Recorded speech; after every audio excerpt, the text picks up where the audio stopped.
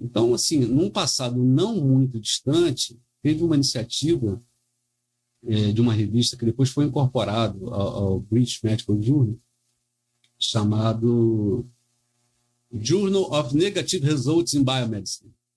Então, veja, uma revista que se preocupa em publicar o que deu errado.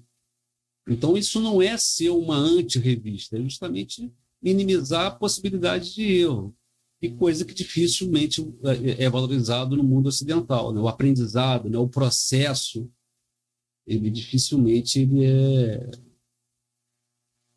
ele é reconhecido, por assim dizer. Imagine que, se for pensar assim, do ponto de vista da ciência, Edison, né, quando inventou a lâmpada elétrica, isso não foi assim um dia do acaso que a esposa estava de mau humor, ele acordou, resolveu pegar um filamento de tungstênio, colocar numa corrente alternada e acendeu-se a luz. Né? Foram 600 experiências. Então, essa coisa de valorizar o erro, a gente tem que aprender a fazer isso com mais frequência. Tem um livro clássico de estatística, que eu estava até relendo essa semana, que chama-se Como Mentir com a Estatística. E, na verdade, você não é que você esteja mentindo, mas a forma como você apresenta a informação pode deturpar totalmente a ideia. Você pega, por exemplo, um gráfico de setor, né, que a gente chama de gráfico... A gente chama, não, com frequência se chama de gráfico de pizza.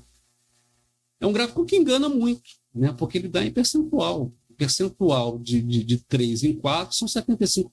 Então, você olha lá e vê lá 3/4 do círculo tomado, olha, 75%, mas qual o N? 4 pessoas. Então, se fosse 400, 4 mil, 4 milhões, a cara do gráfico seria a mesma. Então, isso é uma dificuldade.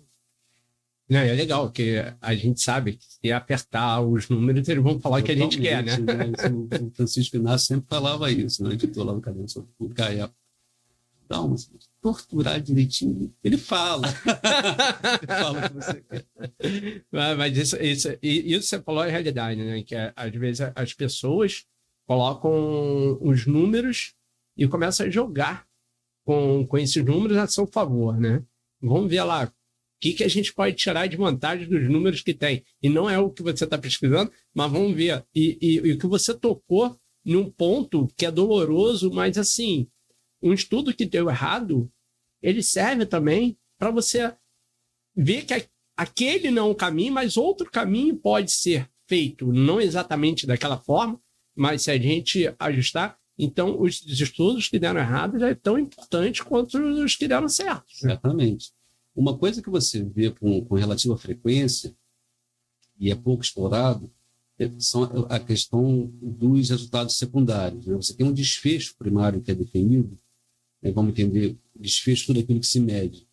Então, o objetivo da pesquisa é identificar um determinado desfecho. Pode ser que aquele desfecho que você previu que iria ocorrer, ele simplesmente não ocorre. E aí, quando você pega o artigo, ele valoriza mais um dado secundário em detrimento daquilo que ele ia buscar, é exatamente uma forma de dizer que ele não conseguiu obter o resultado. Mas, ao invés de dizer isso, ele pega e valoriza um dado secundário, que, na verdade, vai servir para dizer o seguinte: existe pesquisa a ser feita sobre determinada temática. Eu acho que seria essa a questão. Por outro lado, nós vivemos, de certa forma, uma ditadura, né, do que se convencionou a chamar de nível de evidência, qualidade da evidência.